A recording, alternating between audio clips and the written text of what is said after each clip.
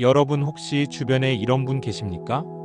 특별히 비싼 옷을 걸친 것도 아닌데 말 한마디 한마디에서 묘한 기품이 흐르고 그 자리에 있는 것만으로도 분위기가 달라지는 분 말입니다. 그런데 반대로 비슷한 나이, 비슷한 환경인데도 왠지 곁에 있으면 피로해지고 모임이 끝나고 나면 마음 한켠에 찜찜함이 남는 분도 있습니다. 나이 들수록 뚜렷해지는 이 두 사람의 차이, 대체 어디서 오는 걸까요? 성형으로도 안 되고 명품으로도 채워지지 않습니다. 놀랍게도 어른의 귀티와 싼티를 가르는 결정적인 차이는 딱 세 가지 대화 습관에 있었습니다. 하버드 대학교 신경과학 연구와 수천 년을 이어온 철학자들의 통찰이 공통적으로 가리키는 것도 바로 이 세 가지입니다. 오늘 이 영상 하나로 그 비밀을 모두 공개합니다.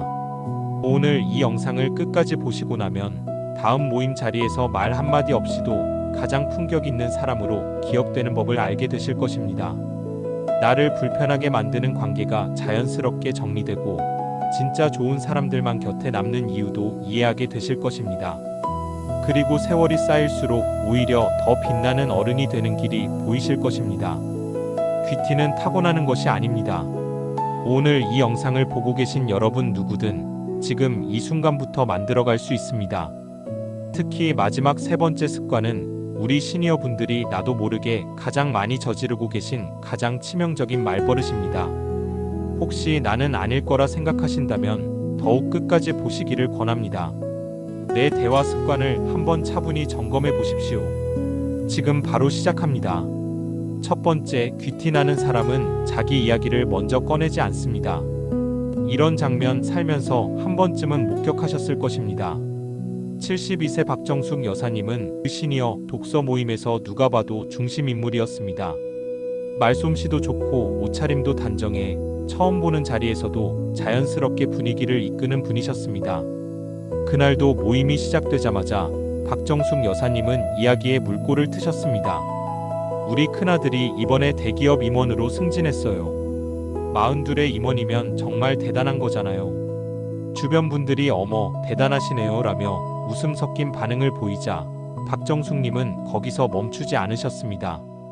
둘째도 지난달에 강남에 아파트를 마련했어요. 요즘 그 동네 시세가 얼마인지 아세요? 글쎄 평당 7천만 원이. 이야기는 끝날 기미가 없었고 방 안의 공기는 서서히 달라지기 시작했습니다. 옆에 앉은 분은 찻잔만 내려다보기 시작했고 맞은편 분은 핸드폰을 들여다보셨습니다. 표정은 웃고 있었지만 눈빛은 이미 그 자리에 없었습니다. 그런데 그 자리에 또 한 분이 계셨습니다. 비슷한 나이의 68세 최종구 선생님이셨는데 박정숙님과는 전혀 다른 방식으로 그 자리에 계셨습니다. 최종구님은 모임이 시작되자마자 옆에 앉은 분께 조용히 물으셨습니다. 요즘 어떻게 지내세요? 지난번에 무릎이 안 좋다고 하셨는데 좀 나아지셨어요? 그 한마디에 옆에 앉아있던 분의 표정이 달라졌습니다. 찻잔을 내려놓고 몸을 최종구님 쪽으로 조금 돌리며 이야기를 시작하셨습니다.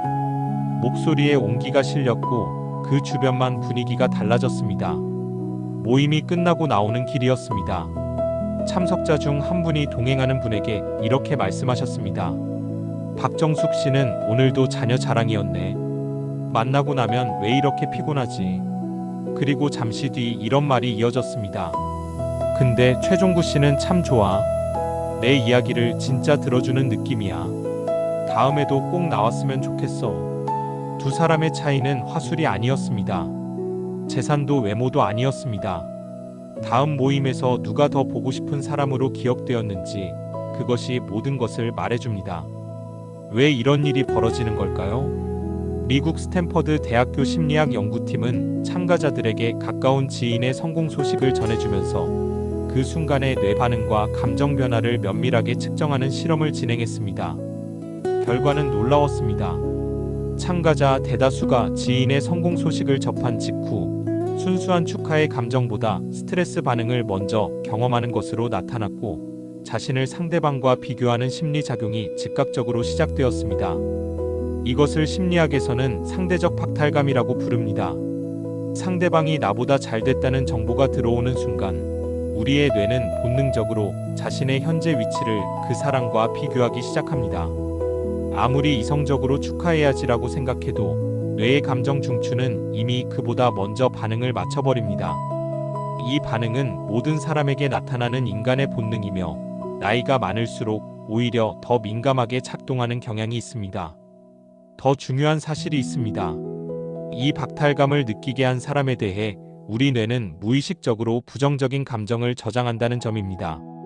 본인은 그저 기쁜 소식을 나눴을 뿐이지만 상대방의 뇌 속에는 저 사람과 있으면 내가 작아진다는 기억이 조용히 쌓이기 시작합니다.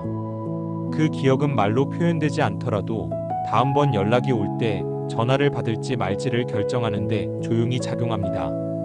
그렇다면 귀티나는 사람들은 어떻게 다를까요? 오랫동안 사람들에게 사랑받고 곁에 두고 싶은 어른으로 기억되는 분들을 살펴보면 한 가지 뚜렷한 공통점이 있습니다. 그분들은 모임 자리에서 자신의 과거 훈장을 내세우는 대신 상대방의 현재에 먼저 관심을 보입니다. 요즘 어떻게 지내세요? 건강은 좀 어떠세요? 요즘 무슨 재미로 사세요? 라는 아주 단순한 질문 하나가 그 자리의 분위기를 완전히 다르게 만들어냅니다. 생각해 보십시오. 내 자녀 이야기, 내 아파트 이야기, 내 지난날의 성공 이야기는 결국 모두 나를 주어로 하는 이야기입니다. 반면 요즘 어떻게 지내세요? 라는 질문은 당신을 주어로 하는 이야기입니다. 이 작은 차이가 상대방이 그 자리에서 느끼는 감정을 하늘과 땅 차이로 만들어냅니다. 자랑을 들은 사람은 집에 돌아가는 길이 무겁고 관심을 받은 사람은 집에 돌아가는 길이 가볍습니다. 어느 쪽이 다음 모임에서 더 빛나는 사람으로 기억될지는 말하지 않아도 알 수 있습니다. 진정한 귀티는 과거의 성취에서 오지 않습니다. 세월을 충분히 살아온 어른이기에 이제는 굳이 나를 증명하지 않아도 된다는 여유에서 우러나오는 것입니다. 상대의 오늘을 묻는 사람은 나는 이미 충분하다고 스스로 말하고 있는 것이며 그 여유가 바로 어떤 명품으로도 흉내낼 수 없는 품격의 정체입니다. 미국의 인간관계 전문가이자 저술가였던 데일 카네기는 평생에 걸쳐 이런 말을 반복했습니다. 인간은 자기 자신에게 가장 큰 관심이 있다. 이 짧은 문장 속에 인간관계의 모든 핵심이 담겨 있습니다. 사람은 누구나 자기 자신의 이야기를 하고 싶고 자기 자신의 감정을 알아봐 주기를 원하며 자기 자신의 오늘을 누군가가 궁금해해 주기를 바랍니다. 그런데 대부분의 사람들은 모임 자리에서 이 사실을 잊어버리고 자기 이야기를 먼저 꺼내는 쪽으로 흘러갑니다. 카네기는 그것을 평생의 연구와 관찰을 통해 꿰뚫어 보았습니다. 카네기의 통찰은 단순합니다. 상대가 가장 듣고 싶어하는 이야기는 당신의 성공담이 아니라 자기 자신에 대한 관심이라는 것입니다. 그 관심을 먼저 건네는 사람이 결국 가장 오래 기억되는 사람이 됩니다. 말을 많이 한 사람이 아니라 잘 물어봐 준 사람이 그 자리에서 가장 빛난다는 것을 카네기는 이미 알고 있었습니다. 자랑을 멈추는 것이 결코 쉬운 일은 아닙니다. 살면서 쌓아온 것들, 자녀들이 이뤄낸 것들, 그 기쁨을 누군가와 나누고 싶은 마음은 너무도 자연스러운 감정입니다. 그 마음 자체가 나쁜 것이 아닙니다. 하지만 그 기쁨을 가장 오래, 가장 많은 사람과 나눌 수 있는 방법은 역설적으로 그 이야기를 먼저 꺼내지 않는 것일 수 있습니다. 요즘 어떻게 지내세요? 라는 한마디를 먼저 건네는 순간 상대방은 그 자리에서 자신이 존중받고 있다는 감각을 느낍니다. 그리고 그 감각을 준 사람들은 오랫동안 곁에 두고 싶어 합니다. 자랑을 멈추고 안부를 묻기 시작하는 그 순간부터 시기도 질투도 없는 진짜 관계가 비로소 시작됩니다. 그것이 어떤 훈장보다 빛나는 나이든 어른만이 가질 수 있는 진짜 품격입니다. 귀티나는 사람들에게는 또 하나의 공통된 습관이 있습니다. 특히 가장 가까운 사이일수록 사랑하기 때문에 오히려 더 실천하기 어려운 바로 그 습관입니다. 두 번째, 자녀를 크게 키우는 것은 잔소리가 아니라 신뢰입니다. 가장 가까운 사이에서 이 습관은 더 조용하게, 더 깊이 작동합니다. 65세 이순자 여사님은 30년 넘게 뒷바라지하며 키워낸 아들이 하나 있었습니다. 그 아들이 38의 나이에 대기업을 그만두고 작은 카페를 차리겠다고 했을 때 이순자님의 심장은 내려앉았습니다. 안정된 직장, 꼬박꼬박 나오는 월급, 그것을 포기한다는 말이 도저히 납득이 되지 않으셨습니다. 그날 저녁 이순자님은 아들을 불러 앉혔습니다. 내가 너 키우면서 얼마나 고생했는지 알아? 그 좋은 직장을 왜 버려? 카페가 얼마나 힘든지 알기나 해? 망하면 어떡하려고 그래? 그냥 회사 다녀. 이게 다 너 잘 되라고 하는 소리야. 아들은 처음에는 조근조근 설명했습니다. 오래 고민한 결정이라고, 이미 준비도 해뒀다고 믿어달라고 했습니다. 하지만 이순자님은 멈추지 않으셨습니다. 그날 밤 같은 말이 돌고 돌았고 결국 아들은 아무 말 없이 자리에서 일어났습니다. 그로부터 2달 뒤 아들은 카페를 열었습니다. 개업날 이순자님께 연락이 오지 않았습니다. 나중에 며느리에게 들은 이야기로는 아들이 어머니를 초대했다가 또 한 소리 들을 것 같아서 그냥 조용히 했다고 합니다. 그런데 같은 날 또 다른 어머니가 있었습니다. 아들의 오랜 친구의 어머니로 63세 박명희 여사님이셨는데 그분도 아들로부터 비슷한 이야기를 들었습니다. 직장을 그만두고 사업을 시작하겠다는 통보였습니다. 박명희 님도 속으로는 걱정이 태산이었습니다. 잠도 제대로 못 주무셨다고 합니다. 하지만 그분은 한참을 말없이 듣고 나서 이렇게 말씀하셨습니다. 많이 고민했겠구나.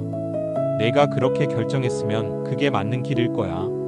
힘들 때 언제든 연락해라. 그게 전부였습니다. 그 아들은 개업날 제일 먼저 어머니에게 전화를 했고 문을 열기 전 어머니와 함께 첫 커피를 마셨다고 합니다.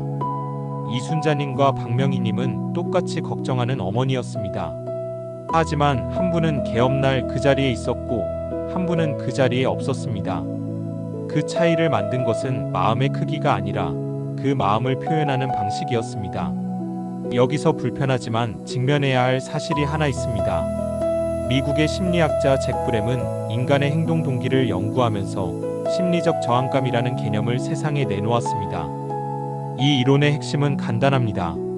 사람은 누구나 스스로 선택하고 결정할 자유가 있다고 느낄 때 비로소 편안함을 느끼며 그 자유가 외부로부터 침해받는다고 느끼는 순간 강렬한 저항 반응이 나타난다는 것입니다. 더 놀라운 사실은 이것입니다. 이 저항 반응은 상대방이 하는 말의 옳고 그름과 전혀 무관하게 나타납니다. 아무리 맞는 말이라도, 아무리 경험에서 우러나온 진심 어린 조언이라도 요청하지 않은 상태에서 건네지는 순간 상대방의 뇌는 그것을 통제로 인식합니다. 그리고 그 통제에 맞서기 위해 오히려 그 조언과 정반대 방향으로 행동하려는 충동이 강해집니다. 자녀에게 저축해라고 말할수록 오히려 소비하고 싶어지고 건강 챙겨라고 말할수록 그 말이 잔소리로만 들리게 되는 이유가 바로 이것입니다. 한 가지 더 있습니다. 브렘의 연구에 따르면 이 심리적 저항감은 관계가 가까울수록 오히려 더 강하게 나타납니다. 낯선 사람의 조언은 무시하면 그만이지만 가장 가까운 사람의 조언은 그냥 무시할 수도 없어 마음속에 쌓이고 그러면서 그 관계 자체를 피하게 만드는 결과로 이어집니다. 사랑하는 자녀가 명절에 오기 싫어진다면 그 원인의 상당 부분이 바로 여기에 있습니다. 이쯤에서 스스로에게 솔직해질 필요가 있습니다. 우리가 훈수를 멈추지 못하는 것은 나쁜 마음에서가 아닙니다. 수십 년을 가족을 위해 살아오면서 몸에 새겨진 헌신의 습관에서 비롯된 것입니다. 자녀가 넘어질 것 같으면 붙잡아주고 실수할 것 같으면 미리 알려주는 것이 좋은 부모라고 믿으며 살아온 세월이 있기 때문입니다. 그 마음 자체는 아름답습니다.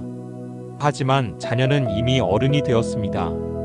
어른이 된 자녀에게 필요한 것은 더 이상 길을 알려주는 안내자가 아니라 묵묵히 곁에서 지켜봐주는 존재입니다.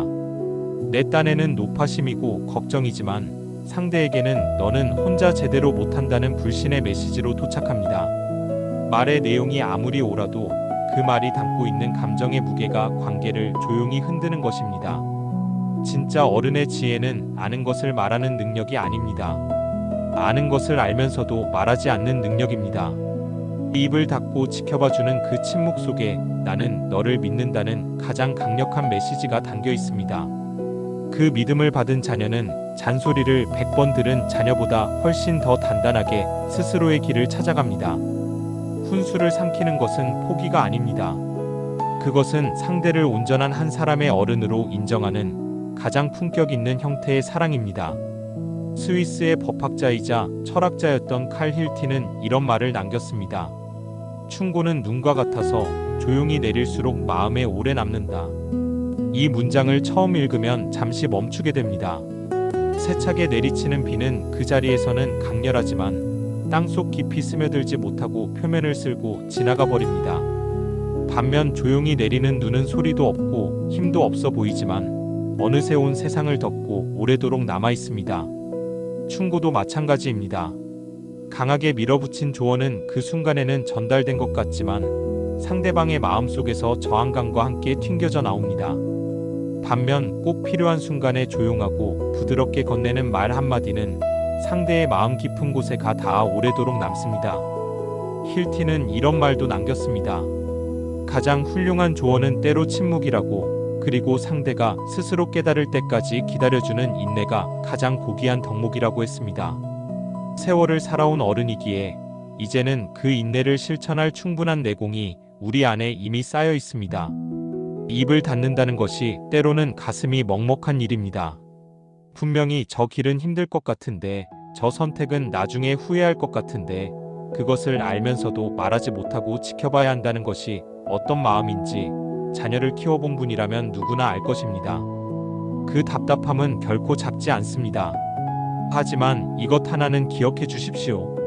부모의 침묵을 경험한 자녀는 그 침묵 속에서 자기 자신을 믿어준 사람이 있었다는 것을 언젠가 반드시 알게 됩니다. 그리고 그때 자녀가 부모에게 가지는 감사와 신뢰는 수백 번의 잔소리로도 결코 만들어낼 수 없는 것입니다. 믿고 지켜봐주는 그 침묵이 100마디 잔소리보다 자녀를 훨씬 더 크게 성장시킵니다. 그것이 세월을 온몸으로 살아온 어른만이 줄 수 있는 가장 깊은 사랑의 방식입니다. 그리고 귀티나는 사람들이 가진 마지막 세 번째 습관은 어쩌면 오늘 이야기 중 가장 실천하기 어려운 것일 수 있습니다. 하버드 대학교 신경과학 연구가 그 이유를 정확히 밝혀냈고, 이것을 알고 나면 지금 이 순간 내 대화 습관이 달리 보이실 것입니다. 세 번째, 남의 말을 끊는 것은 본능입니다. 그러나 품격은 아닙니다. 세 번째 이야기는 조금 다른 자리에서 시작됩니다. 73세 강만수 선생님은 오랜 친구들이 모인 소모임에서 누구보다 활기찬 분이셨습니다. 살아온 이야기도 풍부하고 경험도 넓어 어떤 주제가 나와도 할 말이 넘쳐나는 분이셨습니다. 그날 모임에서 한 친구분이 조심스럽게 이야기를 꺼냈습니다. 오래 다닌 직장을 그만두고 나서 요즘 무기력하고 자신이 쓸모없는 사람처럼 느껴진다는 그분으로서는 꽤 용기를 내서 꺼낸 이야기였습니다. 그런데 그 말이 채 끝나기도 전이었습니다. 강만수님이 무릎을 탁 치며 끼어드셨습니다. 아이고, 그건 아무것도 아니야. 내가 40대에 사업이 망했을 때는 어땠는지 알아? 그때는 정말 죽고 싶다는 생각까지 들었다니까. 그에 비하면 지금 자네 상황은 양반이지. 이 이야기는 순식간에 강만수님의 사업 실패담으로 넘어갔고 10분이 지나도 20분이 지나도 강만수님의 이야기는 계속되었습니다. 그 자리에 또 한 분이 계셨습니다.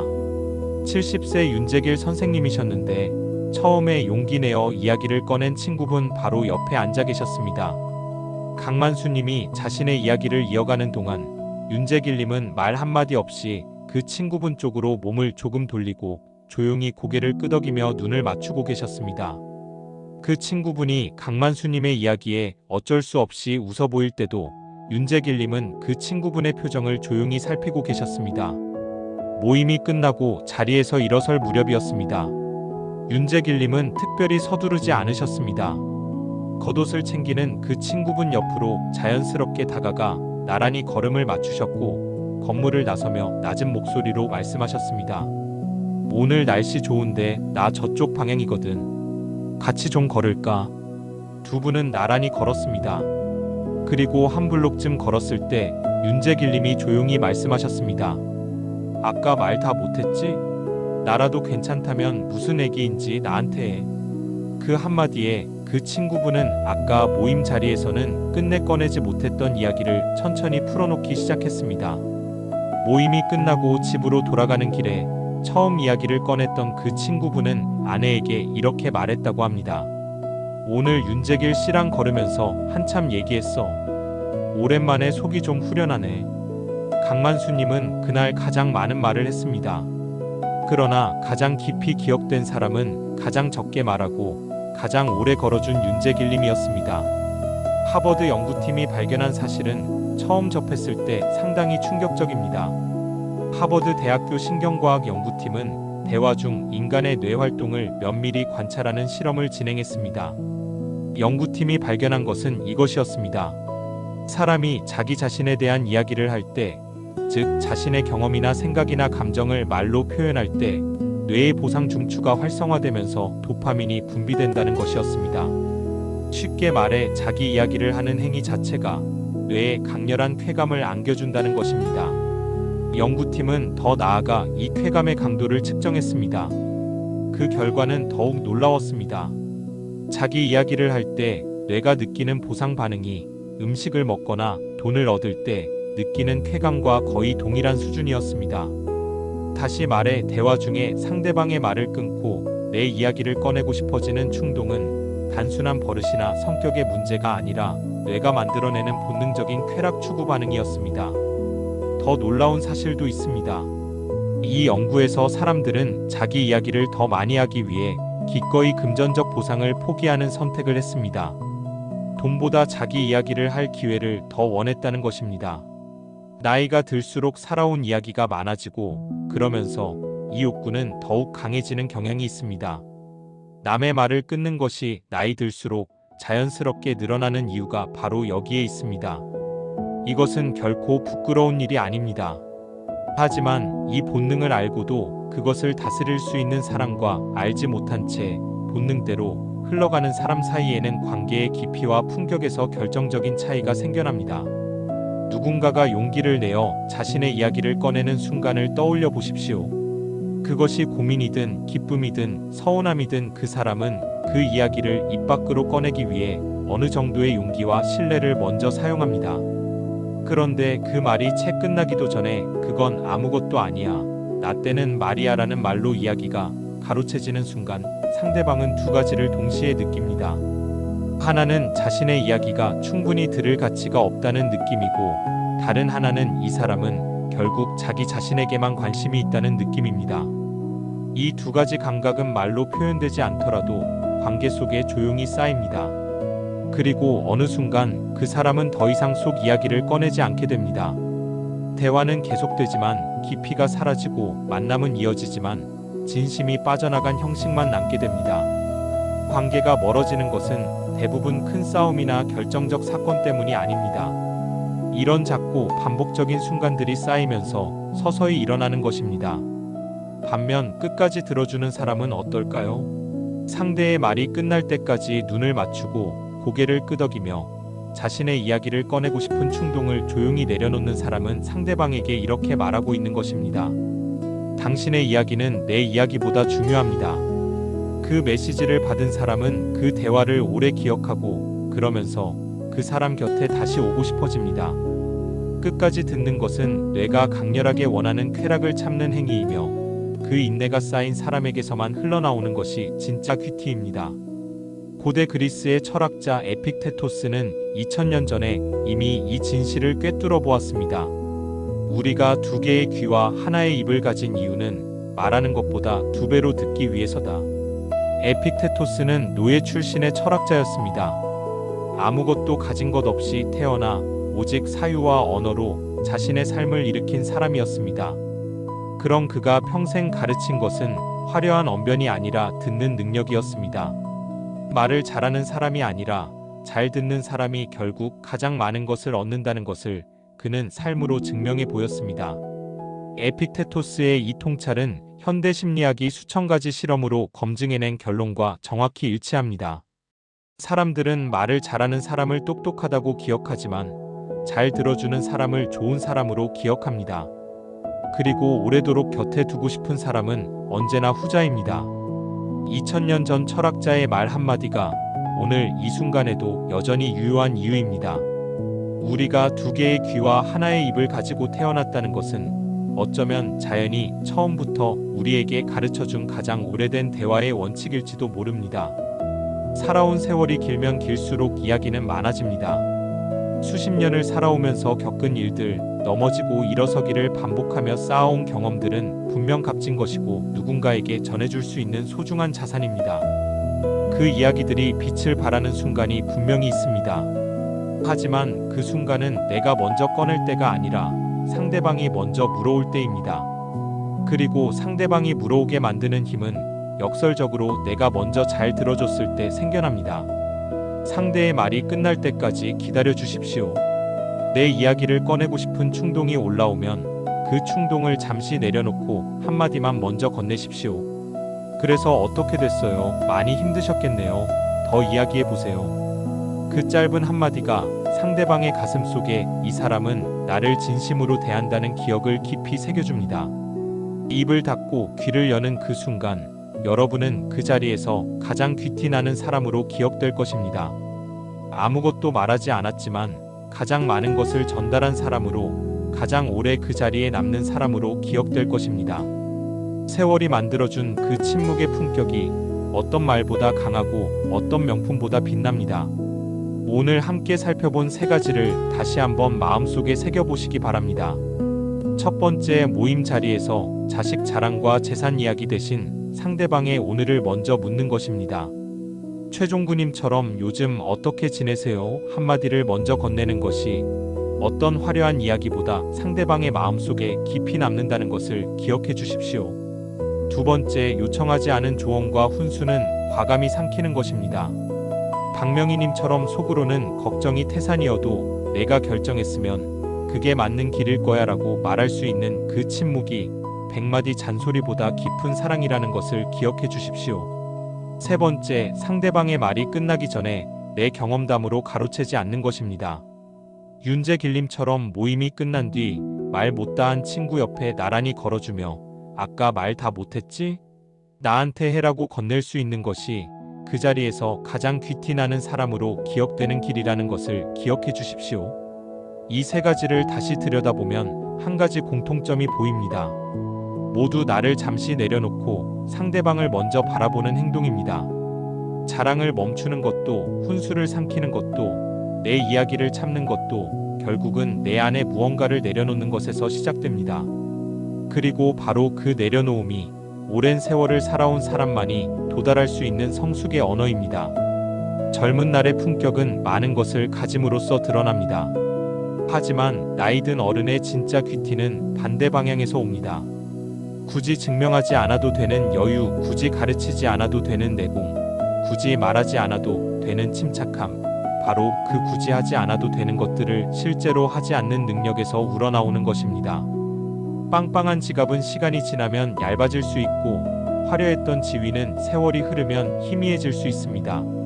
하지만 타인을 배려할 줄 아는 성숙한 내면은 세월이 쌓일수록 오히려 더 깊어지고 더 빛납니다. 그것은 누구도 빼앗아갈 수 없는 살아온 시간이 여러분에게 건네준 가장 값진 선물입니다. 나이 들면 잃어가는 과정이 아닙니다. 진짜 중요한 것만 남기며 완성되어가는 과정입니다. 오늘 다룬 세 가지 습관 중에서 나에게 가장 와닿은 것이 무엇인지 한번 생각해 보십시오. 자랑 대신 안부를 묻는 것인지, 훈수를 삼키고 지켜봐주는 것인지, 아니면 상대방의 말을 끝까지 들어주는 것인지, 오늘 이 순간 내 마음에 가장 먼저 떠오른 것 하나가 바로 지금 나에게 가장 필요한 것입니다.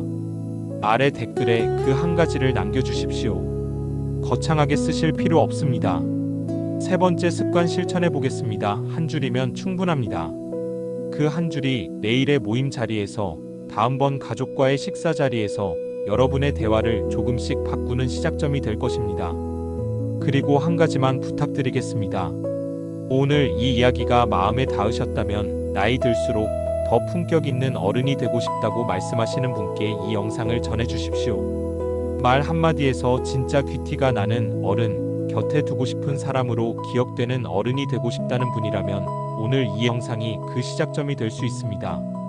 시니어의 인간관계를 더 따뜻하고 지혜롭게 채워가는 곳, 지금까지 시니어 사이길이었습니다.